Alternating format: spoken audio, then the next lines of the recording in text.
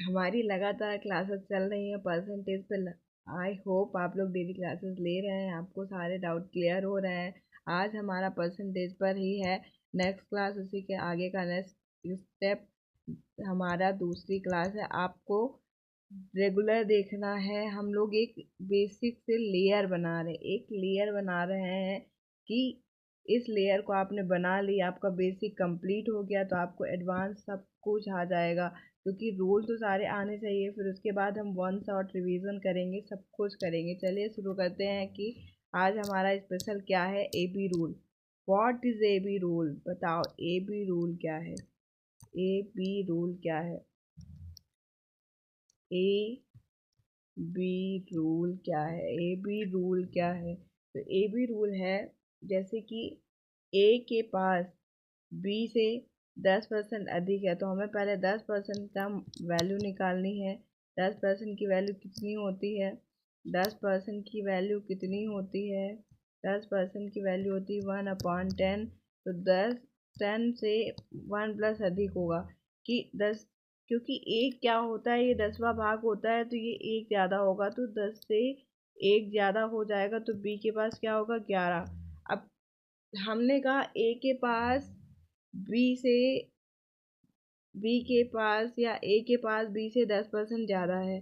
और अगर हम यही कहते हैं बी के पास ए से कितने परसेंट कम है, तो अगर हमको कम की बात हो जाए तो हमारा डिफरेंस तो यही रहेगा, 1 रहेगा।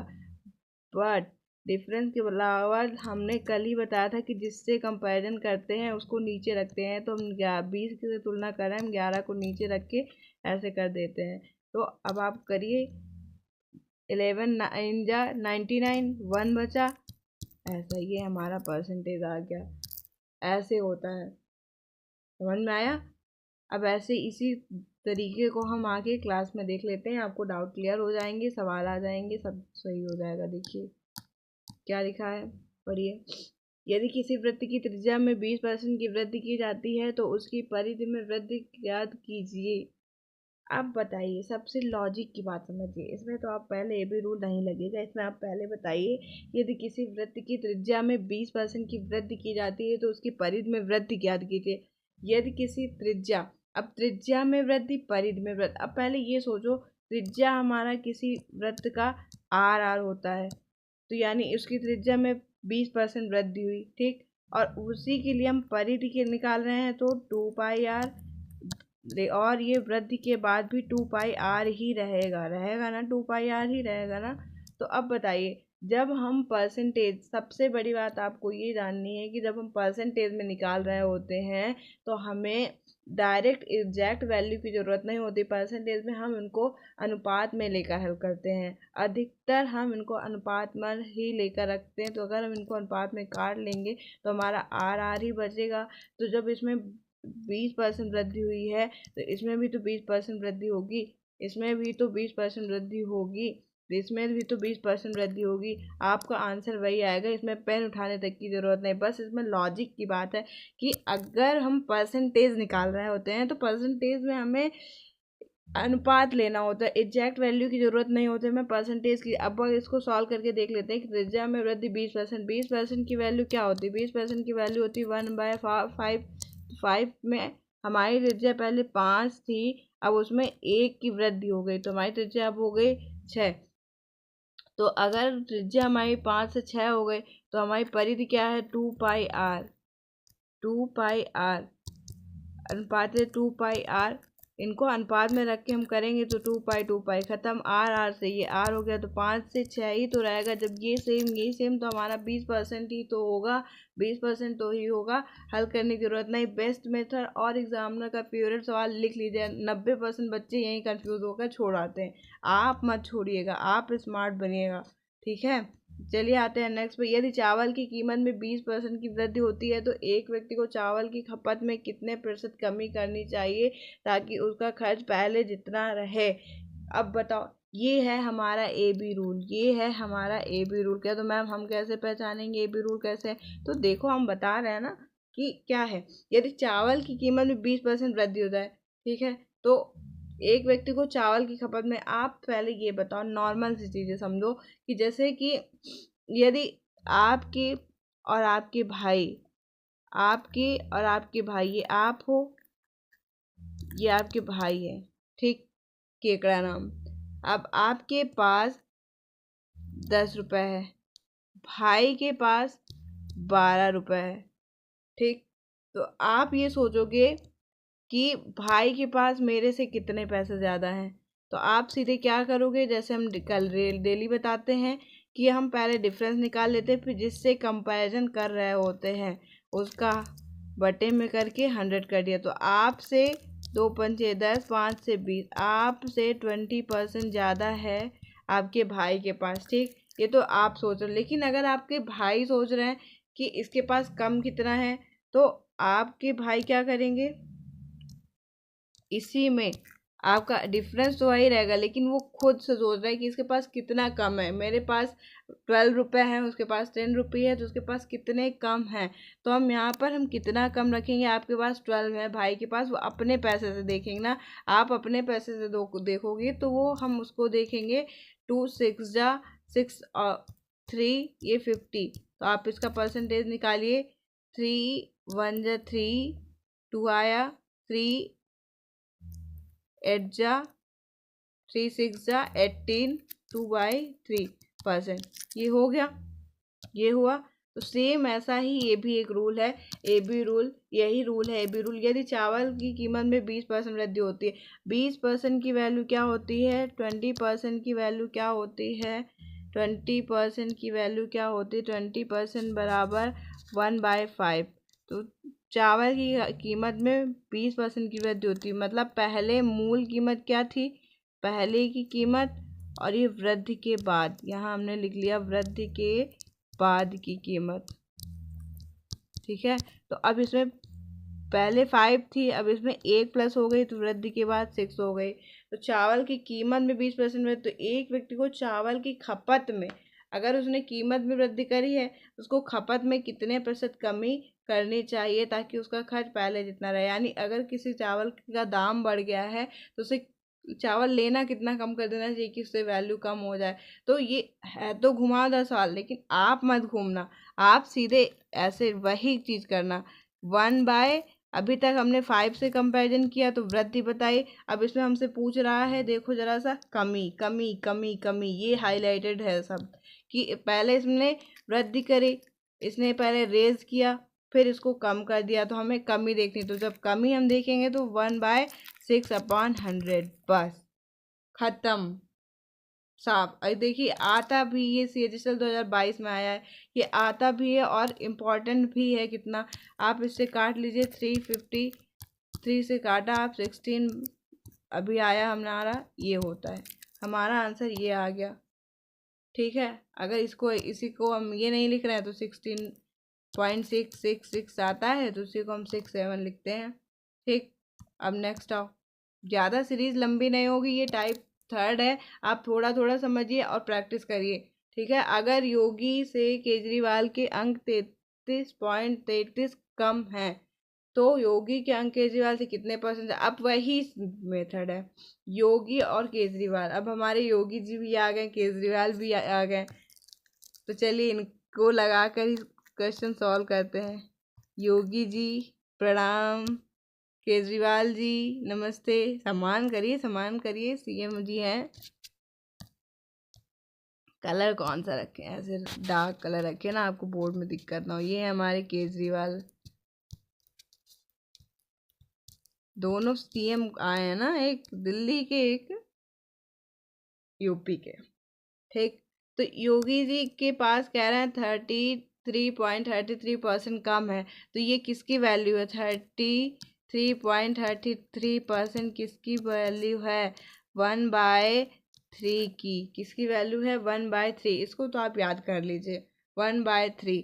तो अब 3 से योगी जी के पास क्या लिखा है, योगी से केजरीवाल के अंक इतने परसेंट कम है, योगी से अब कम है केजरीवाल के, अब कम है, तो 3 में कितने रुपए कम है, 1, तो हम केजरीवाल जी को 2 देंगे।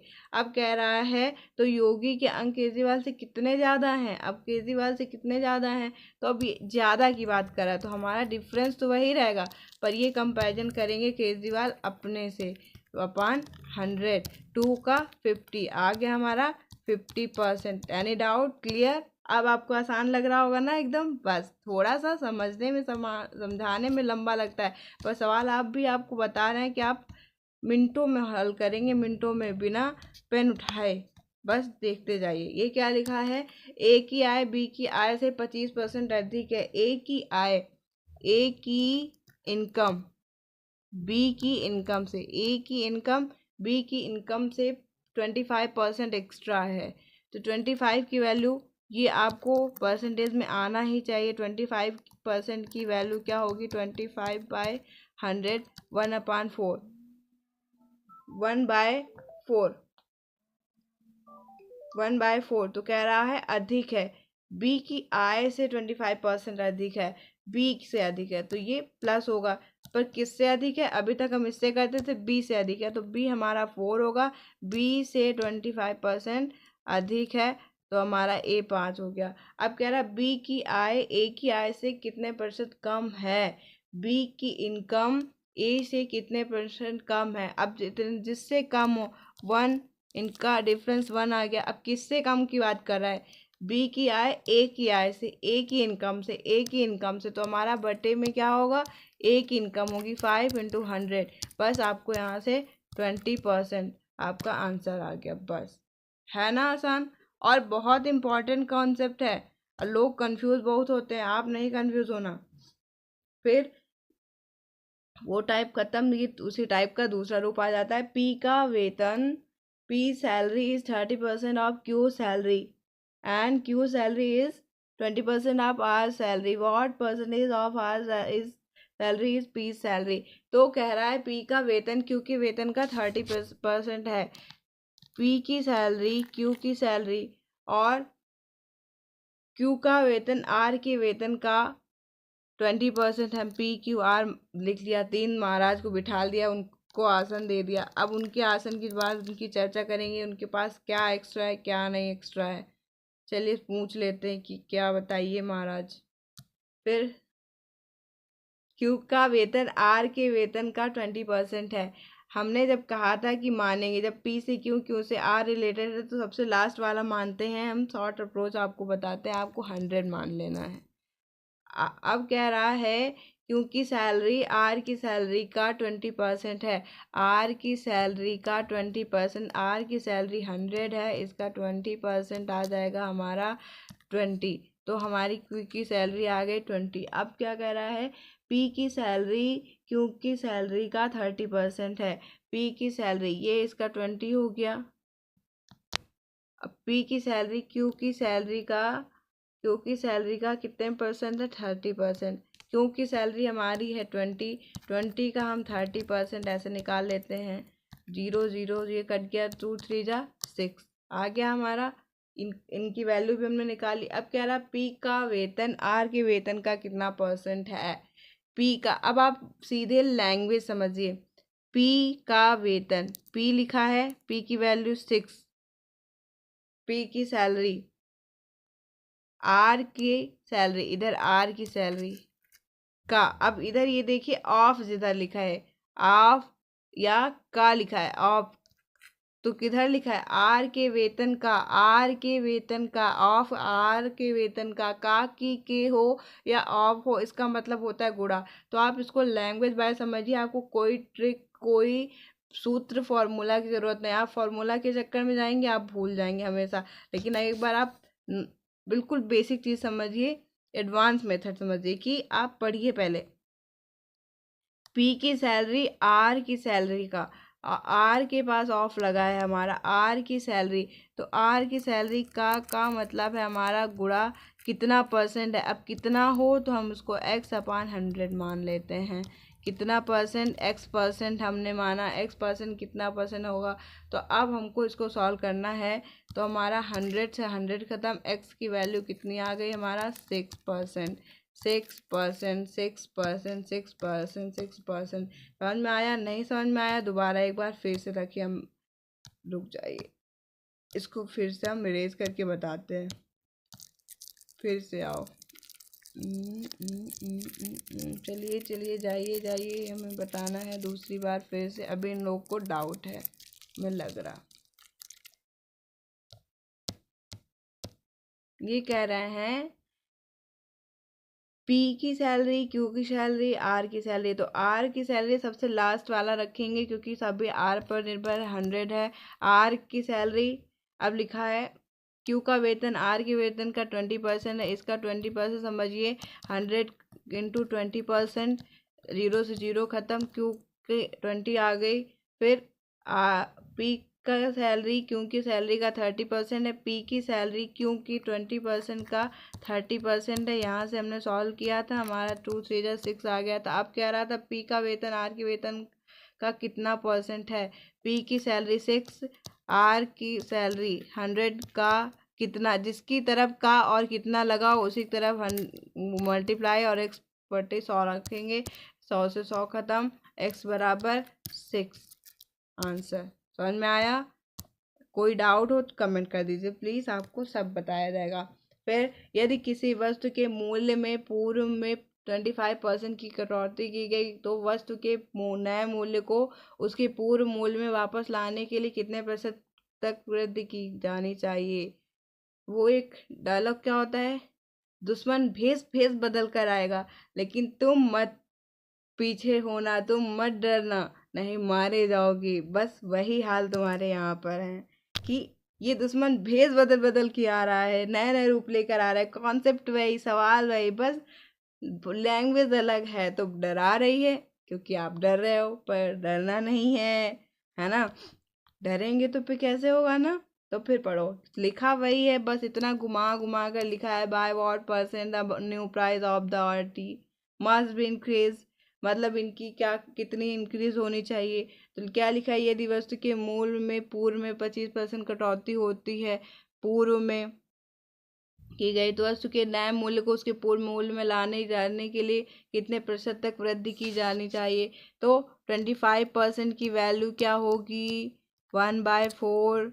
तो इसकी कटौती की गई तो ये हमारा पहले 4 था, फिर इसको इतना 1 माइनस कर दिया गया तो हमारा 3 आ गया। तो अब कह रहा है कितनी वृद्धि की जानी चाहिए। ये तो हमारा कटौती के बाद आया है, कम करने के बाद। अब वृद्धि करना है तो वही चीज़ कि जो आपको बताया, डिफरेंस तो वही रहेगा सेम, लेकिन जब वृद्धि करना है, आप ही सोचो अगर 3 से हमें 4 में जाना है तो हम वृद्धि कर रहे हैं, अगर हम 4 से 3 में जा रहे हैं तो कमी कर रहे हैं, वृद्धि कर रहे हैं तो हम वृद्धि किससे कर रहे हैं, 3 से। 3 से बटे 3 लिख दिया। अब हमारा 1/3 इंटू 100, 100/3, इसकी वैल्यू क्या होती है, 3 3 ज़ा 9, 3 3 ज़ा 9, 1 बचा 1/3%, बस खत्म खत्म साफ। फिर अब हमारा आज का कॉन्सेप्ट ख़त्म हो गया, यहीं पर आज के सवाल ख़त्म। अब आप लोग डेली क्लास में आइए, आज का सेशन यहीं पर समाप्त करते हैं। चैनल को लाइक करें, सब्सक्राइब करें, जो डाउट हो वो पूछें। तो आज के सवाल समझ में आया तो ये रहा आपका सवाल, आप इसका आंसर कमेंट में ज़रूर करके जाइएगा। अगर जिसको नहीं आएगा तो कल हम इसकी क्लास में बताएंगे, बाकी आ जाएगा। हमारे दोस्त बहुत स्मार्ट हैं, उनको सब कुछ आता है। चलिए फिर मिलते हैं कल के लिए, बाय बाय। और टेलीग्राम में आपको PDF मिल जाएगी, परेशान मत होइएगा।